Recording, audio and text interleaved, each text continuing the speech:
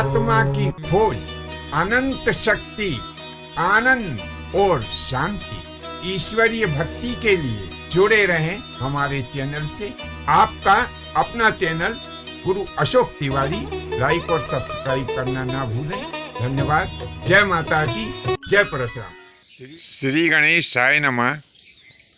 तो प्रिय बंधुओं, इस प्रकार से प्रभु आनंद कंद श्री कृष्णचंद्र जी महाराज इस धराधाम को त्याग करके और अपने गोलोक धाम को चले गए। इधर दारुक भी जो था वह भगवान श्री कृष्णचंद्र जी महाराज का संदेशा लेकर के और हस्तिनापुर पहुंच गया।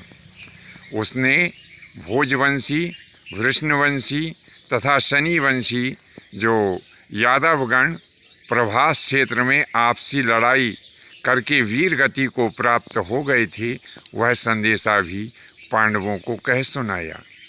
साथ में ऐसा भी कहा कि अब भगवान श्री कृष्णचंद्र जी महाराज इस धराधाम को त्याग करके अपने दिव्य धाम गोलोक धाम को चले गए हैं।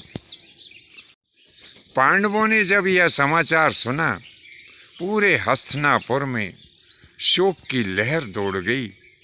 धर्मराज युधिष्ठिर कहने लगे कि हे भैया अर्जुन, भगवान श्री कृष्णचंद्र जी महाराज ने जो अंतिम आज्ञा हमको दी है, अब समय है कि हम उनके द्वारा दी गई आज्ञा का पालन करें।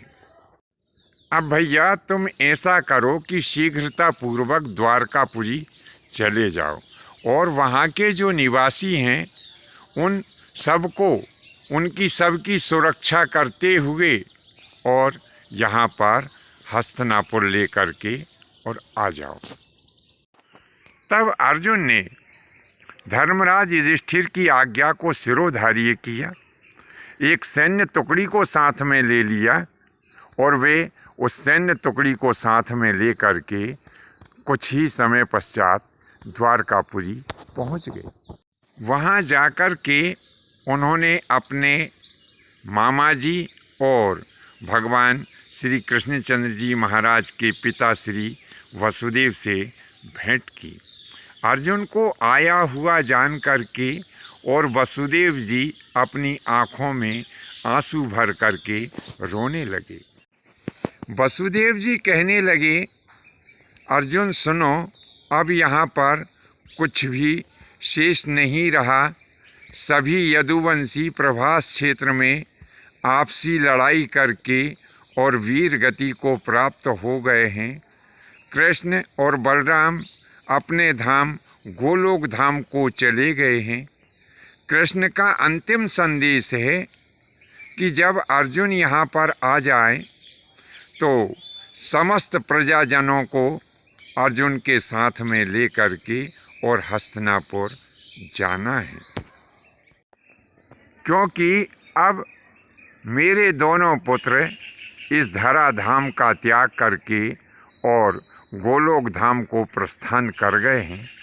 अर्जुन, मैं चाह करके भी अब तुम्हारे साथ में हस्तिनापुर नहीं जा सकता, क्योंकि पुत्र वियोग के कारण अब मेरे प्राण पखेरु इस शरीर का त्याग करना चाहते हैं।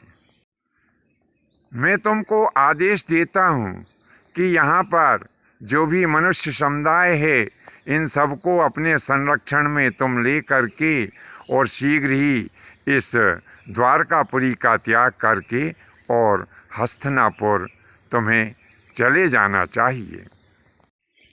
ऐसा कहते हुए वसुदेव जी ने अपने शरीर का वहीं पर त्याग कर दिया। मामा जी के स्वर्ग गमन के पश्चात अर्जुन ने अपने मामा श्री की अंत्येष्टि क्रिया की। उनकी जो देवकी आदि रानियाँ थी, वे उनके साथ में वहाँ पर सती हो गई। इसके पश्चात अर्जुन ने नगर के समस्त स्त्री और पुरुषों तथा बच्चों को अपने साथ में लेकर के और द्वारकापुरी से प्रस्थान कर दिया। द्वारकापुरी और हस्तिनापुर के बीच में नर्मदा का तट पड़ता है और एक स्थान ऐसा आता है जिसे शूलपाणेश्वर कहा जाता है।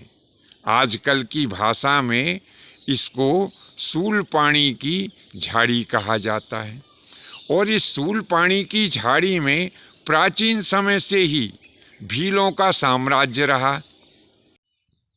अब क्या हुआ कि भीलों को पता चल गया कि कोई एक बहुत बड़ा राजा काफ़ी खजाना लेकर के और यहाँ से निकल रहा है। फिर क्या था, चारी तरफ से और भीलों ने अर्जुन को घेर लिया, आक्रमण कर दिया, बाणों की वर्षा होने लगी।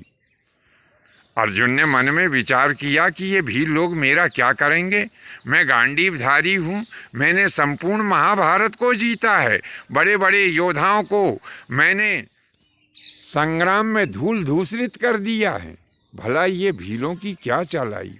लेकिन अर्जुन एक बात नहीं समझ पाए, कौन सी, कि मनुष्य नहीं बलवान है, समय रहा बलवान, और भीलन लूटी गोपिका तो वही अर्जुन वही बाण।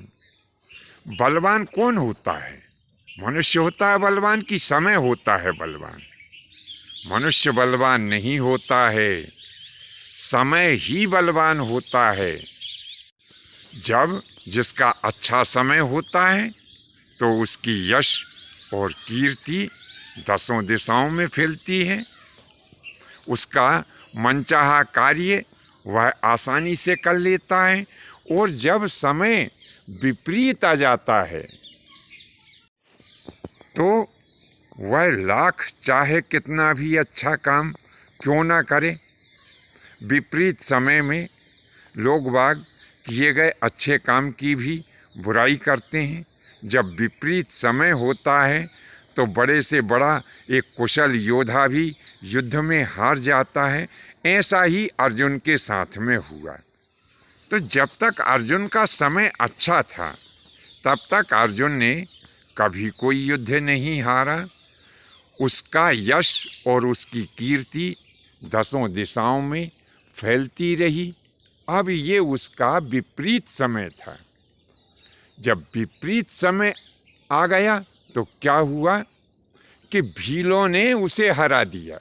उसने गांडीव उठाना चाहा, विचार किया कि गांडीव उठा करके और इन भीलों की सेनाओं को नष्ट कर दूं, लेकिन ये क्या, कोशिश करने के बाद में भी वो गांडीव धनुष को नहीं उठा पाया। उसकी शक्ति ऐसी क्षीण हो गई, क्या करें। दिव्यास्त्रों का आवाहन किया तो दिव्यास्त्रों का आवाहन भी वह भूल गया। तब अर्जुन को यह विश्वास हो गया कि मैं अपने जिस बल और पौरुष तथा गांडीव के ऊपर अहंकार करता था, इसमें मेरा कुछ नहीं था। सब भगवान कृष्ण की मेरे ऊपर कृपा थी, इसीलिए मैंने बड़े से बड़े योद्धाओं को कुरुक्षेत्र में परास्त कर दिया। अब भगवान श्री कृष्णचंद्र जी महाराज गोलोक धाम को चले गए हैं। मेरे मन में जो अहंकार था कि मैं एक बहुत बड़ा धनुर्धर हूँ, बहुत बड़ा वीर हूँ, अरे मुझे तो ये आज ही ज्ञात हुआ है कि कुरुक्षेत्र में जो महाभारत नाम का युद्ध लड़ा गया, ये मैंने नहीं लड़ा है, ना मैंने जीता है। क्योंकि यदि मैं लड़ता और मैं जीतता तो आज ये भील मुझे परास्त नहीं करते। तब अर्जुन ने क्या किया कि अपनी रक्षा के लिए तीर से ही उन भीलों को मारना प्रारंभ कर दिया।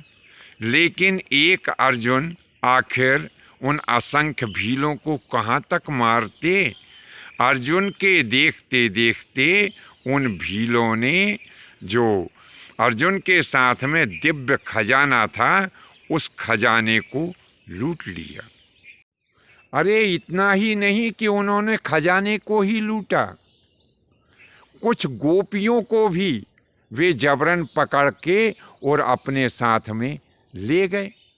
अर्जुन कांतिहीन और श्रीहीन होकर के जो शेष द्वारकापुरी के नगर निवासी उनके पास में बच गए थे, उनको लेकर के और चित्तौड़ के पास में जो मार्तिकावत नाम का स्थान है वहाँ पर आए। बंधुओं, आज के लिए बस इतना ही।